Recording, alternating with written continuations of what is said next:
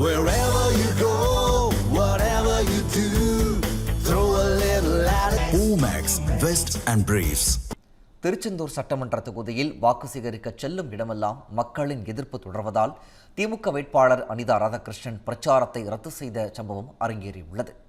கடந்த 25 ஆண்டுகளாக சட்டமன்ற உறுப்பினராக இருப்பதுடன் அமைச்சராகவும் செயல்பட்டு வரும் அனிதா ராதாகிருஷ்ணன் திருச்செந்தூர் தொகுதி வளர்ச்சிக்காக எந்த முக்கியமான முடிவுகளையும் மேற்கொள்ளவில்லை என மக்கள் மத்தியில் அதிருப்தி நிலவுகிறது. இந்த நிலையில் கடந்த 2 நாட்களுக்கு முன் மின்யானபுரம், கல்விலை, ஏரல், கோட்டூர் மற்றும் திருச்செந்தூர் நகரப்பகுதிகளில் அனிதா ராதாகிருஷ்ணன் வாக்கு சேகரிக்க சென்றபோது மக்கள் அவரை முற்றுகையிட்டு எதிர்ப்பு தெரிவித்தனர். தற்போது ஆழ்வார் திருநகரி ஊராட்சி ஒன்றியத்திற்குட்பட்ட பகுதிகளில் வாக்கு சேகரிக்க சென்ற போதும் பொதுமக்கள் அவருக்கு எதிர்ப்பு தெரிவித்தனர். திருச்செந்தூர் தொகுதியில் இருந்து தொடர்ச்சியாக 6 முறை எம்எல்ஏவாக தேர்வாகியிருந்த அனிதா ராதாகிருஷ்ணனுக்கு பொதுமக்கள் தற்போது எதிர்ப்பு தெரிவித்து வருவதால் திமுகவினரும் கூட்டணி கட்சியினரும் செய்வதறியாது திகைத்து வருகின்றனர்.